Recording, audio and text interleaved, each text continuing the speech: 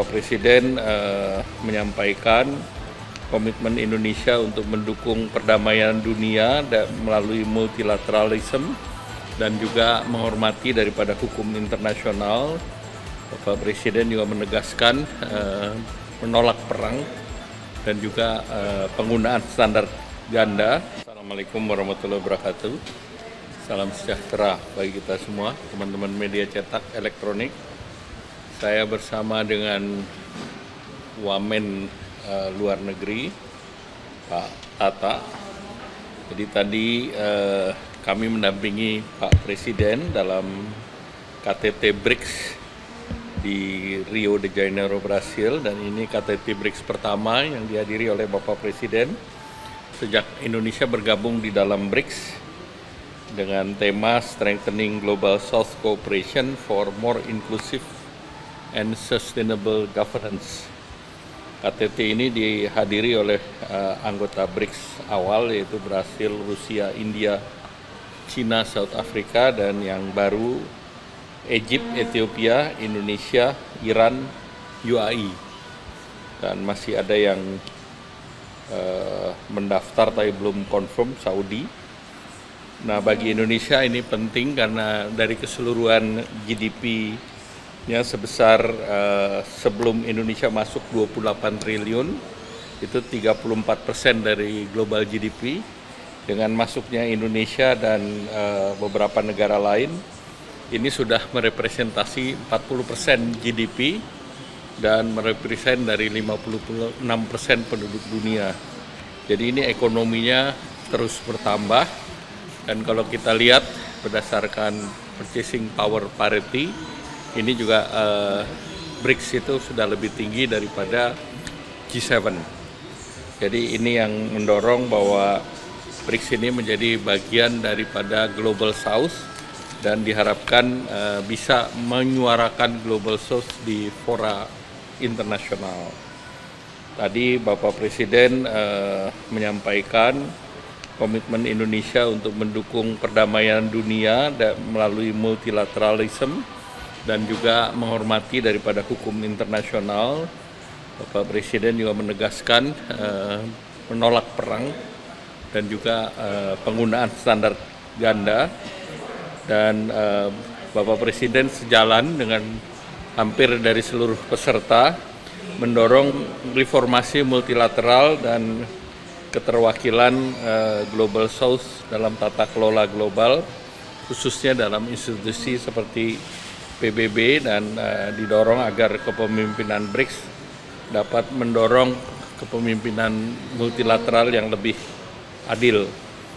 Dan juga Bapak Presiden menegaskan dukungan terhadap Palestina dan secara khusus untuk mengingatkan Bandung Spirit agar bisa dibawa dalam forum, dilanjutkan dalam forum BRICS tersebut. Kemudian di sesi berikut terkait dengan multilateral, economic, financial, dan AI, Bapak Presiden mendorong bahwa multilateralisme sekali lagi didorong di dalam situasi global yang multipolar. Ini kemitraan ekonomi negara berkembang menjadi sangat penting dan diharapkan bahwa pemanfaatan dari New Development Bank bisa ditingkatkan.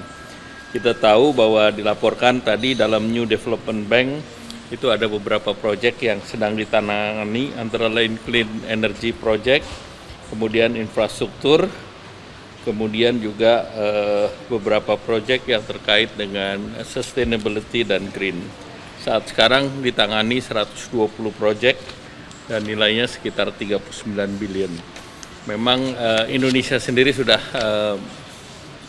menyatakan masuk dalam NDB dan tentu sedang berproses.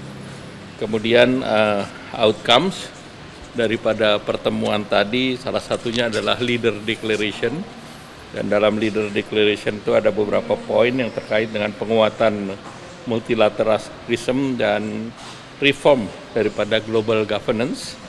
Yang kedua adalah mempromosikan peace and security, international stability, dan deepening international economy, trade, dan financial cooperation.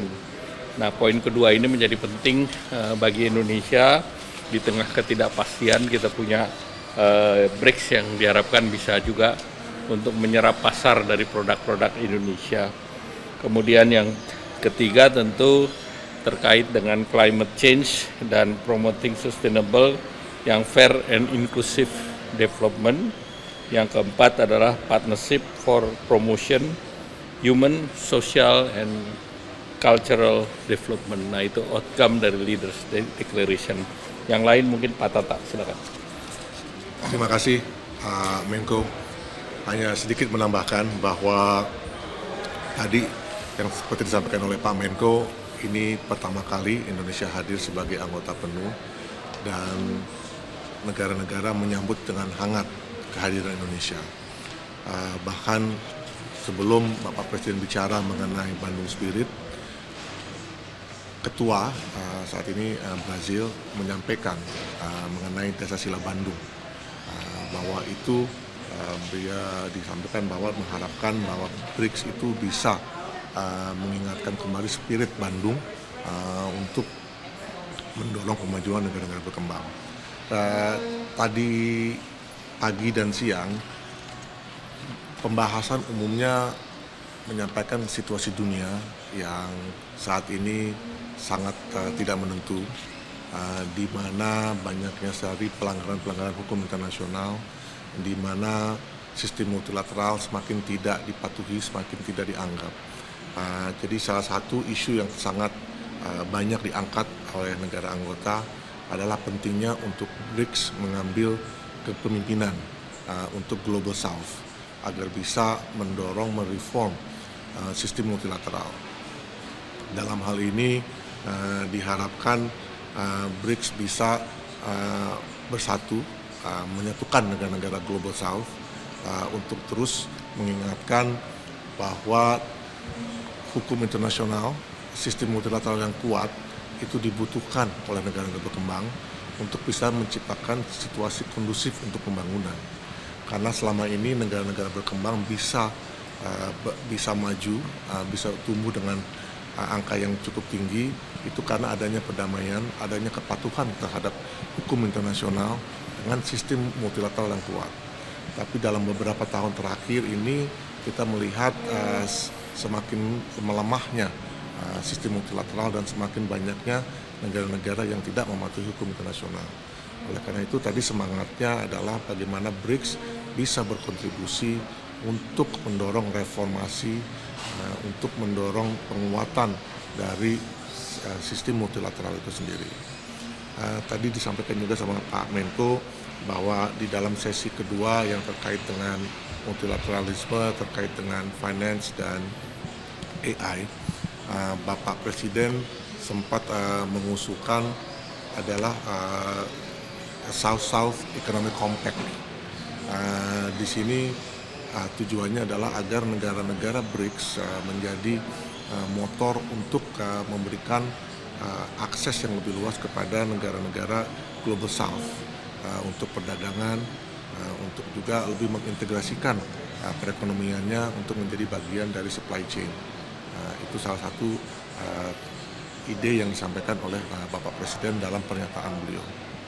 Mungkin itu yang saya bisa tambahkan. Baik, ada pertanyaan?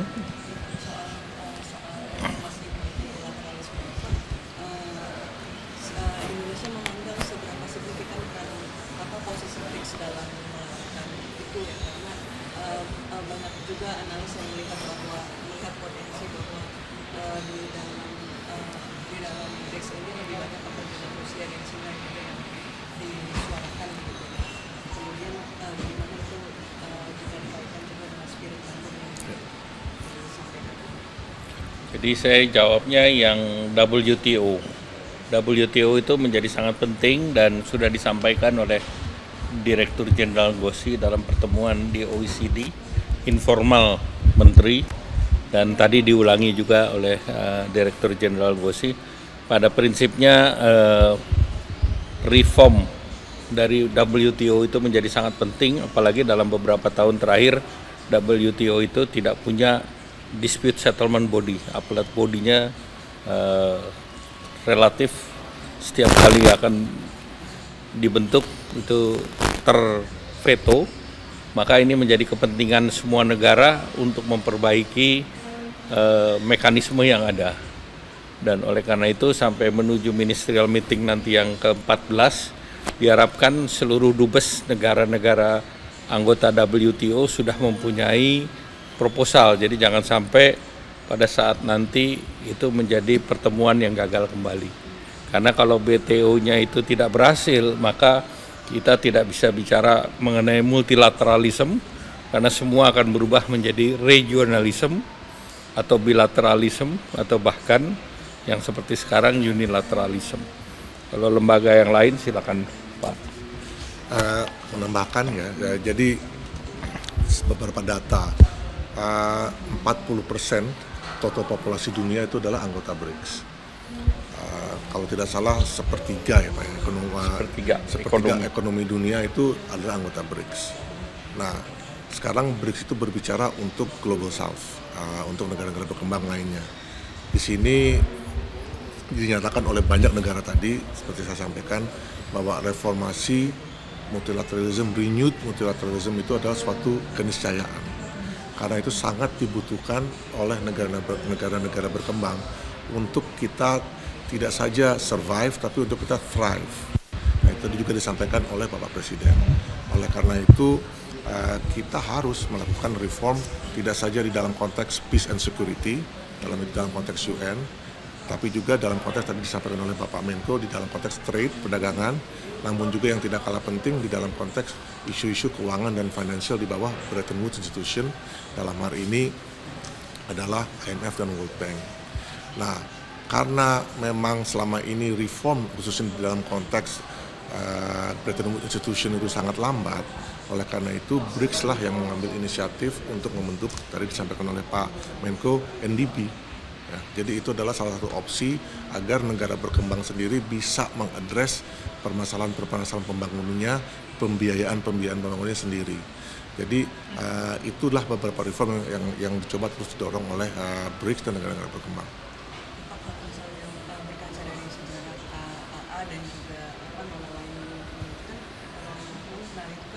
tidak bertahan lama gitu ya Pak, semangatnya masih relevan sampai sekarang, tapi gerakannya tidak bertahan lama. Kalau melihat ini BRICS dan khususnya Indonesia akan mengambil peran seperti apa untuk mengantisipasi pengaruh ini tetap kuat dalam waktu yang panjang? Salah satu proses reform yang dilaksanakan adalah di UN. Tahun kemarin Indonesia sangat aktif dalam pembahasan reform di UN. Kita menjadi salah satu pemain yang bisa menghasilkan yang namanya Pact of the Future di UN. Nah, sekarang kita masuk di BRICS.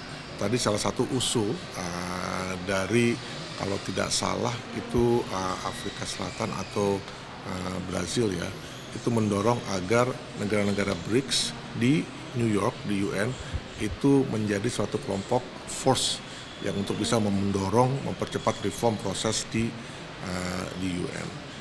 Dalam hal ini, itu tentunya Indonesia akan bisa bermain yang cukup besar di situ.